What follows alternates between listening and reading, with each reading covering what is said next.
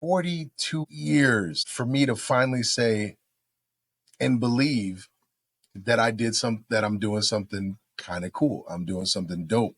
And it took a little bit of my wife to really nudge and push. And she was like, do you see what you have? Look at your life. Look at your gym. And it finally dawned on me. I'm like, I am literally living my dream. I wanted to run my own business. I wanted to have a beautiful family and just be able to do the things that I want to do. And I'm like, I'm doing that. What?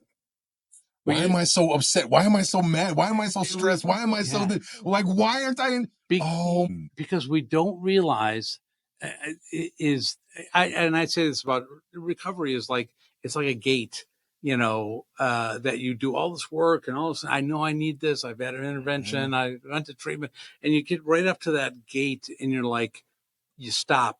Because your mind is like, I know the rest of my life is going to be like this, and your fear is stopping you. And I tell people, like, what's on the other side of that gate? The same. You're not avoiding any pain. It's life. Did